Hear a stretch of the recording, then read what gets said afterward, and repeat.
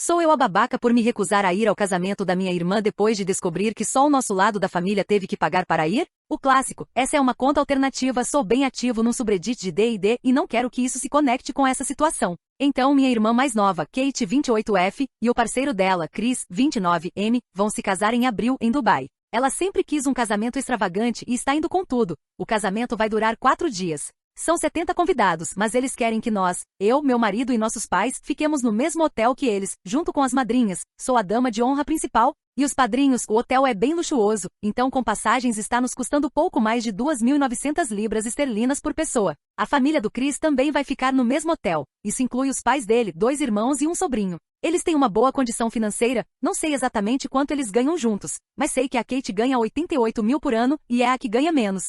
Mas cerca de 6 meses atrás, Chris e Kate vieram até nós pedindo para emprestarmos mais 17 mil. Eles enfatizaram que seria um empréstimo, pago ao longo do tempo, e disseram que o local aumentou o preço, que as leis de Dubai são diferentes, blá blá blá, que se não pagassem esse dinheiro perderiam tudo. Acreditamos neles, e eu me ofereci para emprestar 7 mil, e meus pais os outros 10 mil. Resumindo, desde então descobri por outra pessoa que os 17 mil não foram para o local do evento, foram para custear as passagens da família do Chris. Eles viram quanto ia custar, não quiseram pagar e se recusaram a ir. Perguntei para Kate e ela confirmou. Então minha primeira pergunta foi, se vocês estão pagando para os pais dele, por que não pagam para os nossos? Nunca esperaria que eles pagassem por mim, mesmo que eu não pudesse ir, desejaria tudo de bom e ficaria em casa. E a resposta dela foi, porque nossos pais podem pagar.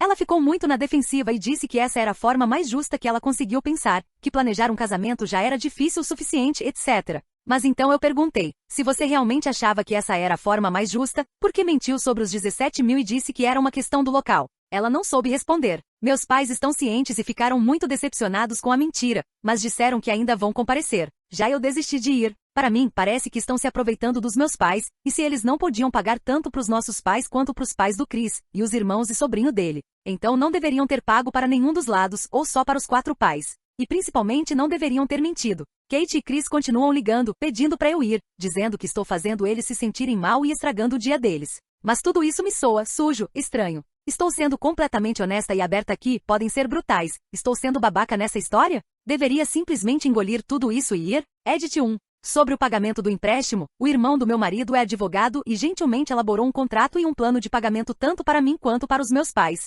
Então o valor será quitado em até 12 meses após o casamento. Se eles não cumprirem, tenho acesso gratuito a um advogado, haha. Espero que não chegue a esse ponto, mas é por isso que tenho os papéis, para o pior dos cenários. Pedir os 7 mil de volta agora, pode ser que eu seja meio boazinha demais, mas pedir esse dinheiro de volta agora parece um passo longe demais. Tipo, eu estou furiosa, mas não o suficiente para ativamente tentar arruinar o casamento deles a poucas semanas do evento, o que pelo menos neste momento, é o que isso pareceria. Mas olha, me dá mais uns dias para remoer isso. Edit 2. Só mais uma informação rápida, algumas pessoas perguntaram sobre a família do Chris ou parecem ter a impressão de que eles têm muito dinheiro. Obviamente não tenho acesso à situação financeira deles, mas pelo pouco que sei, baseado no que a Kate contou. O Chris e a família dele cresceram em situação de muita pobreza. Antes de tudo isso, eu sempre achei o Chris um cara legal, mas já o peguei em algumas mentirinhas inofensivas, coisas como onde ele estudou, o tipo de casa em que cresceu, etc. Fico com a impressão de que ele tem vergonha ou ressentimento da própria criação por conta da falta de dinheiro, e que hoje ele mede o próprio valor com base em quanto dinheiro tem.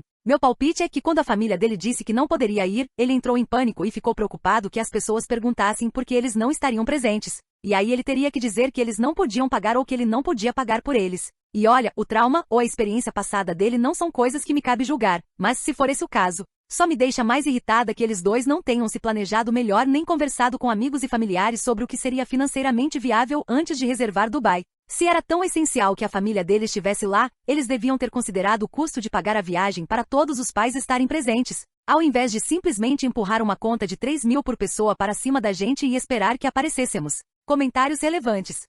Você não é a babaca. Foi errado eles mentirem sobre o motivo do empréstimo. Preciso perguntar, além do empréstimo, quem está pagando por esse casamento extravagante? Eles estão, eu sei que a Kate estava economizando há um tempo, e como eu disse, o Chris também ganha bem. Pelo que entendi, eles tinham economizado o suficiente para pagar pelo casamento que queriam. Os 10 mil eram esperados porque mamãe e papai, generosamente, fizeram o mesmo por mim, mas os 17 mil do aumento da taxa do local foram inesperados e eles não conseguiram juntar esse valor rapidamente sem fazer um empréstimo, o que acabaria custando mais no longo prazo. Atualização, 22 de maio de 2025, pouco menos de 3 meses depois. Recebi muitas mensagens na época em que publiquei o post original, pedindo uma atualização sobre o que eu decidi fazer, então vim aqui contar. Resumidamente, eu não fui ao casamento. Kate e Chris basicamente me importunaram sem parar até poucos dias antes de embarcarem. Foi quando recebi uma mensagem de voz agressiva da Kate dizendo que se eu não fosse ao casamento, eu deixaria de ser irmã dela, que eu estava envergonhando a mim mesma, a ela e ao Chris que eu era uma pessoa horrível, e o mais chocante, que se eu não fosse, ela e Chris não devolveriam o dinheiro que eu e meus pais emprestamos. Ou seja, tentando me chantagear. Ela disse que consideraria o valor como um presente, que eu havia falsificado o contrato e que se quisesse, eu teria que levá-la à justiça.